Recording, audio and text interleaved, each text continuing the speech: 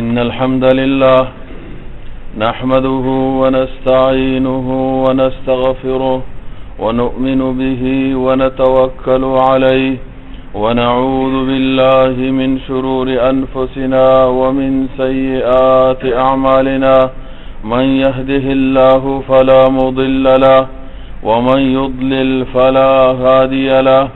يا أيها الذين آمنوا اتقوا الله حق تقاته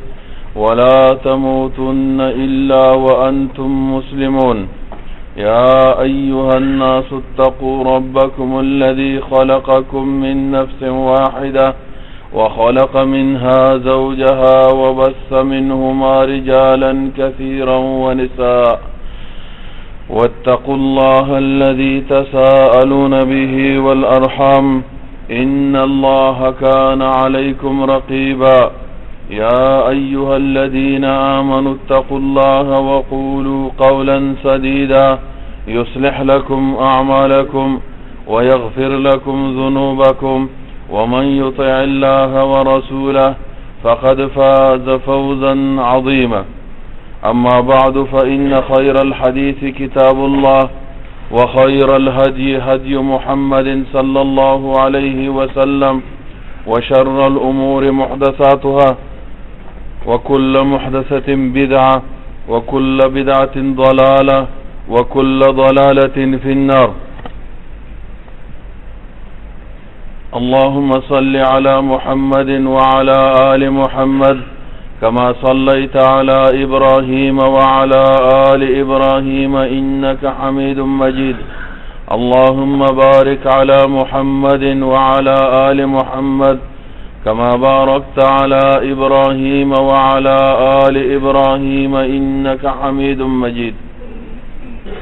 درنو قدرمنو حضرت عبد الرحمن بن عوف رضي الله تعالى عنه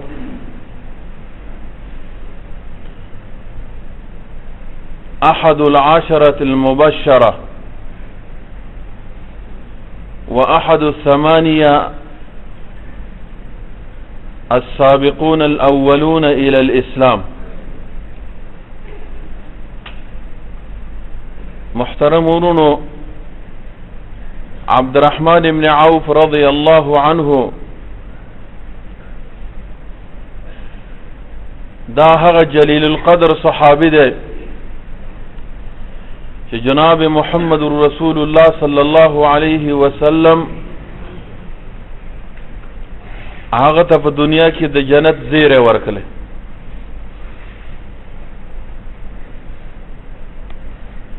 اته کسان دي چې ابتدا کې په اسلام باندې مشرف شوی دي. یو د هغه سابقین اولوننا هغه مخکنی مسلمانان چې ابتداءً او هغه ولنو خلکو نه ایمان راوړل، عبد الرحمن بن عوف رضی الله تعالی عنه دی. عمر فاروق رضی الله تعالی عنه د شهادت نمخ کې شپږ کسان هغه منتخب کړ چې دا به د مسلمانانو خلیفہ وټاکي. صحابه کرامو کې شپږ کسانو انتخاب وکړ چې آینده ته د مسلمانانو خلیفہ او امیر المؤمنین به دا شپږ کسان ټاکي. هغه شپږو کسانو کې عبد الرحمن بن عوف رضی الله تعالی عنه موجود. دا سوی چې ابو بکر صدیق رضی الله تعالی عنه د اسلام نه وروسته د 2 ورځې ایمان راوړل او بعض روایتونو کې راغلي چې د اسلام راوړل دا د ابو بکر صدیق رضی الله عنه په لاس باندې و هغه ورته دعوت ورکو د اسلام قبول کله چې د په اسلام باندې مشرف شو ورونو نو مختلف دسیسې او تکلیفونه او مختلف سختۍ د تراتلی وغه برداشت کولی قریشو د مکی مشرکان او د مکی کفارو څه قسم صرفه د باندې نه کوله ځکه دا یو عظیم او یو مهم شاسوار او شجاع انسانو ناغي غوښتل چې د څومره وسکی هغه تکلیف ته ورسی نه تر دې چې دا په هجرت باندې مجبور شو او اولنې هجرت چې صحابه کرام حبشه ته کړو نو عبدالرحمن ابن عوف رضی الله عنه هغه مهاجرو کې لاړ حبشه ته هجرت وکړ بیا چې نبی علیہ الصلوۃ والسلام کله مدینه ته هجرت وکړ نو هغه سره مدینه ته لاړ او مدینه ته هجرت وکړ جناب محمد رسول الله صلی الله علیه وسلم په مدینه منوره کې د انصارو او د مهاجرو اوروري جوړ کړل هغه ته نظام المؤاخات وی ورونو د مهاجرو او د انصارو منځ کې اوروري جوړ کړل و تاسو یو بل سره ورونه نو کسان معلوم نو د حضرت عبدالرحمن ابن عوف رضی الله عنه داغه وروري د حضرت سعد ابن ربيع رضی الله تعالی عنه سره جوړ سعد ابن ربيع رضی الله عنه ته وی چې ستا ورور ستا د مور او د فلار د ورور په شان ته ورور دغه عبدالرحمن ابن عوف رضی الله عنه دی نورونو راځي چې ګورو چې هغه مدینه کې چې کم انصارو کم خلکو ایمان راوړی او هغه کې کم اندازه ایمان موجود حضرت سعد رضی الله عنه فرمایي عبدالرحمن ابن عوف صاحب زما 2 بیبیانی دي او 2 می باغونه دي 2 بیبیانی می دي زما 2 بیبیانو کې ته وګوره نظر واچو چې کومه بیبي ستا خوښیږي هغه د طلاقوم ته په نکاح شرعي والا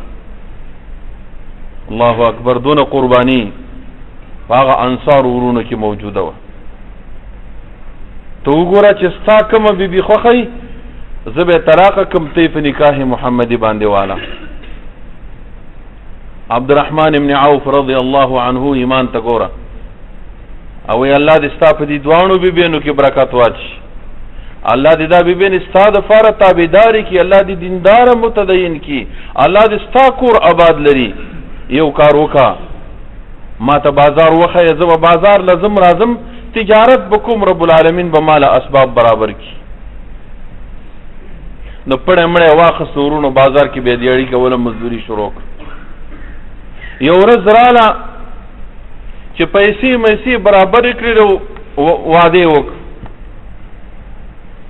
نبی علیہ الصلوۃ والسلام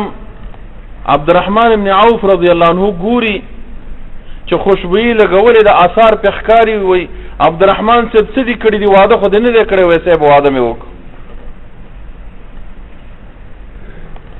وای څه دي مہر کې د څول ورکړو وای یو معمولی سره یو دینار قدر ته سره سونا مې ولا ورک نو نبی علیہ الصلوۃ والسلام ورته وای چې اولم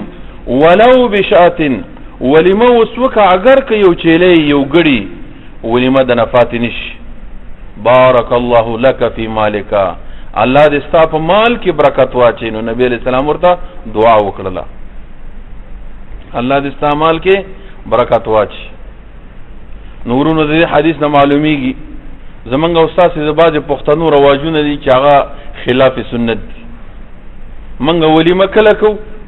د واړه ډوړې کله منګ ورکو منګه سار کی یا ماسپخیم کې د واړه ډوړې ورکو او ماخام کې به روسته جنې راشي دا خلاف سنت پکار د چې یو ورځ مخې جنې راشي کور ته حاضرې الکو جنې سره یو ځشي سبا ورځ له سنت طریقه ده چې آلته به ډوړې سړې ورکی نورونو که کله الله پاک دا سے خوشحالی تاسو ته الله اسباب برابرول نو کوشش بدا کوي چې سنت طریقې سره واده ورکړي. مخکې به ورځ جنۍ راځي، سبا له به ولیمه کوي. نو ولیمه کول دا سنت دی چې څونه دی وس کېږي په مغه اندازه باندې باید ولیمه سړی ورکړي، خو کول پکار دي. نورونو نبی علیہ الصلوۃ والسلام عبدالرحمن ابن عوف رضی الله عنه ته دعا وکړه چې بارک الله لك فی مالک، الله دې ستا په مال کې برکت واچي. نو عبدالرحمن ابن عوف رضی الله عنه وی د دې نروست رب العالمین په ما باندې دونه مهرباني نه وکړي چې خخته به مو چتاوله، نو زما به دا یقینو چې د دې لاندې سونه او سره او سپین پراته دي، دونه را باندې الله مهربان شي. غزوه احد کې صحابه کرام تیتو فرشیو، عبدالرحمن ابن عوف رضی الله عنه په میدان کې محکم ولاړو چې تتل نه میدان کې څه د پاسه 20 زخمونه تر رسیدلیو، او بعضی زخمونه دونه وو چې لیکي کتابونه چې د الله سبب کې ننوته دونه د تورو گزارونه خوړل. یو غزا کې جناب محمد رسول الله صلی الله علیه وسلم قافله لګلا د احد غزا نه رسول او دعوت ورکړه صحابه کرامو ته تشجیع ورکړه چې صدقات او خیرات وکړي. نن د مسلمانانو لخکری زی او هغه ته ضرورت دی چې خرچه وشي. معزز ورونو، عبدالرحمن ابن عوف رضی الله عنه په منډه لاړ، 4,000 دینار ورسره په کور کې 2,000 راوړه. نبی علیہ السلام ته تفوس وکړه چې څه دی وکړه عبدالرحمن صاحب؟ ویسه به دا 2,000 دینار دي، دا مې الله له قرض ورکړه او 2,000 مې په کور کې پرې خودل، هغه د کور خرچه او نفقه. لکه 2,000 دینار هغه وخت ډېر شو.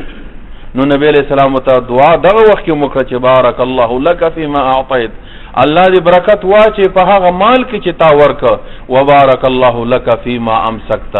الله دې په هغه مال کې برکت واچي چې تا کوم خرچه د خپل بچو لپاره وګرځوله. نو معزز ورونو،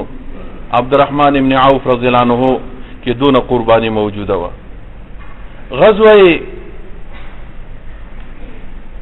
غزوه تبوک کې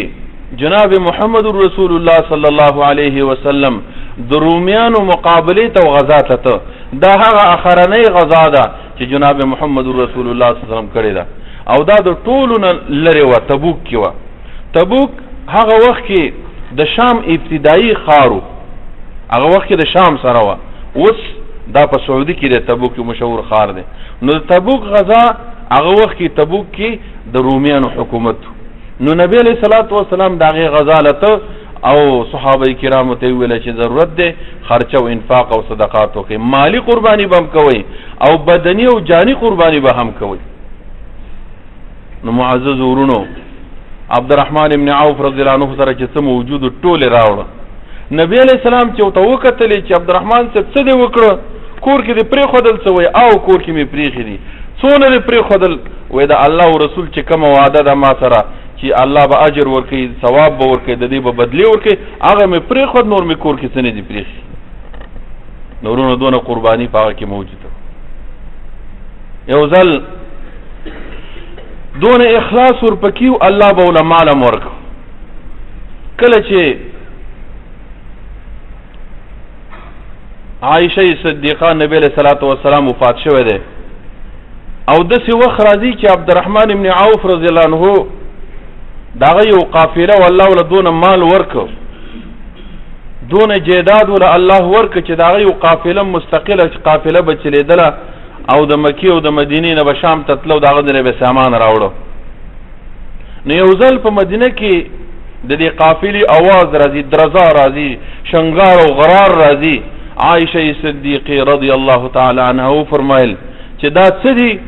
وای دا قافله ده. دا د چا قافله ده؟ دا د عبدالرحمن ابن عوف رضی الله عنه قافله ده. عائشه رضی الله عنها دعا وکړه، اللهم بارک له فی ماله، الله د دې په مال کې برکت واچي، خو لیکن ولا اجر الاخرته اعظم، کم اجر چې اخروی دی، کم ثواب او مال چې په آخرت کې دی، هغه ډیر زیات لوی دی. نو د آخرت مال دی الله نصیب کی. دا خبره عبدالرحمن ابن عوف رضی الله عنه ته ورسېدله. هغه راغی عائشه صدیقه رضی الله عنها ته فرمایي چې د مسلمانانو مورې دا کومه قافله چې تا واورېدله نو 200 اوښان دي 200 اوښان سره د باره دا ټول ته ګواشه د الله په لار کې ما انفاق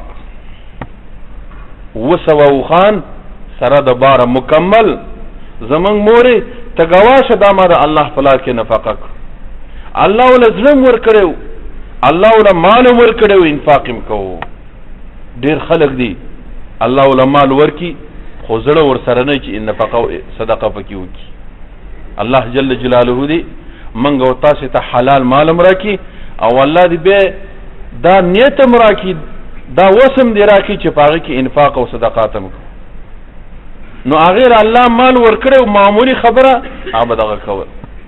وایي کله چې دی وفات کېده یو وخت کې خالد ابن ولید رضی الله تعالی عنه دا جلیل القدر صحابي دی ورونو فاتح شام داغه د عبدالرحمن ابن عوف رضی الله عنه دوانو مینځ کې څه کلام پیدا شو نو خالد ابن ولید رضی الله عنه استاسب ته په دې فخر کې چې ما د تانه مخکې ایمان راوړی دی مخکې مسلمان شوی ما یو څو ورځې د مخکې ایمان راوړی دی دا خبره نبی علیہ السلام ته ورسېده جناب محمد رسول الله صلی الله علیه وسلم وفرمایل چې دعو لی اصحابي ما ته خپل ملګري پرېږدئ زما د قسم په خدای که تاسو د یو مود یا یو لفه یا د یو کیلو قدر ته شی که تاسې جبل احد قدر ته دا جبل احد څومره لوی غر دی دومره جبل احد تاسو دا سونه شي سره شي د الله په لار کې ورکئ دا د صحابه کرامو دا یو کیلو قدر ته هغه دغه ته نشي رسېدلی خالد بن ولید رضی الله عنه شو ولی هغه بدري صحابي و نو حضرت عبدالرحمن ابن عوف رضی الله عنه دون جلیل قدر صحابي و یو ځل تپوس یې وکړ چې د بدر صحابه کرام څومره صحابه دي وایي 100 کسان دي نو هر یو صحابي ته څلور سوه درهمه سرې روپۍ یو سپینې روپۍ یو سرې روپۍ دي هغه وخت کې نو 400 درهمه هر یو صحابي ته بدري صحابي ته تاسو معلومات وکړئ چې دا څومره دي وایي دا د بدر صحابه کرام دي دا هغه خلق دي چې ابتدا د اسلام کې د کفر مقابله ته راوتلي دي او ځان یې تسپر کړی څه قسم خوف او ترس نه دی کړی نو د دې خلکو ډېر لوی قدر دی په اسلام کې دا بدري صحابه کرام دي په صحابو کې د مسلمانانو دا عقیده ده چې افضل صحابه کرام هغه څوک دي چې جنگ بدر کې شرکت کړي او به وایي چې افضل په دې کې څوک دي ټول صحابه افضل دي خدا خلفای راشدین دا پکې افضل دي به په دې ټول خلفاو کې افضل خلیفہ څوک دی ابو بکر صدیق رضی الله عنه دویمه درجه کې عمر فاروق رضی الله عنه دریمه درجه کې عثمان ابن عفان رضی الله عنه څلورمه درجه کې علی ابن ابي طالب ټول صحابه کرام افضل دي نبی علیہ السلام فرمایي طوبى لمن رآني وآمن بي خوش خبری ده د هغه سړي د پاره چې زی لیدلی ما او به په ما باندې ایمان راوړی دی وطوبى لمن رأى من رآني وطوبى لمن رأى من رآني هغه تابعی چې صحابي لیدلی دی او مؤمن دی هغه تابعی د ټولو د پاره مبارکي ده هغه سړی چې پیغمبر لیدلی هغه د پاره خوشخبری ورته ورنو هغه سړی چې صحابي لیدلی دا خیر القرون دی خير القرون قرني ثم الذين يلونهم ثم الذين يلونهم نورونو عبدالرحمن ابن عوف رضی الله عنه دا داسې یو جلیل القدر صحابي و موږ او تاسو ته چې کوم دا دین راغلی دی دا اسنه دی راغلی دا دغسې خلکو په قربانۍ باندې د هغوی په همت باندې په اسلام کې د داسې مخلصینو صحابه کرامو قربانين دي چې دی وجنه موږ ته دین دا رسیدلی دی بارك الله لي ولكم في القرآن العظيم ونفعني وإياكم بالآيات والذكر الحكيم إنه تعالى جواد كريم ملك بر ورب رؤوف رحيم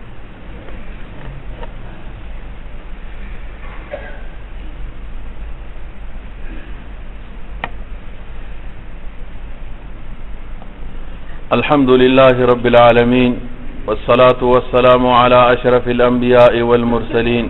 وعلى آله الطيبين الطاهرين ومن تبعهم بإحسان إلى يوم الدين. اللهم إنك عفو كريم تحب العفو فاعف عنا. اللهم إنك عفو كريم تحب العفو فاعف عنا.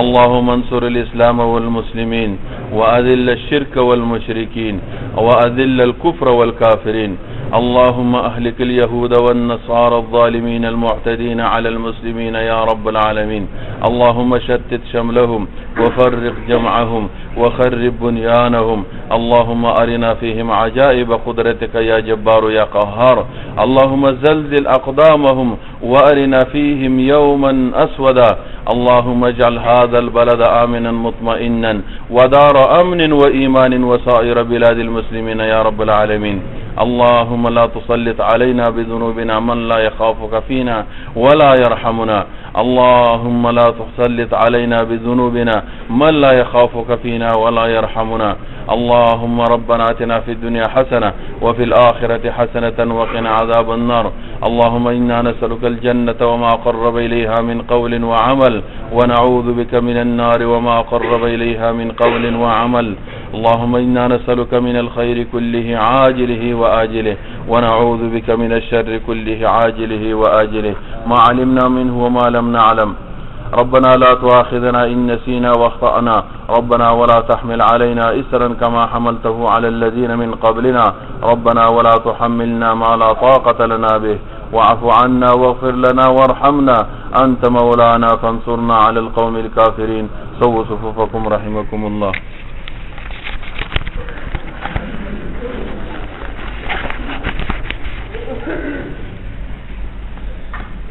یو کس تکبیر کوي، دا دوه درې کسان تکبیر کوي چې بار الله اکبر الله اکبر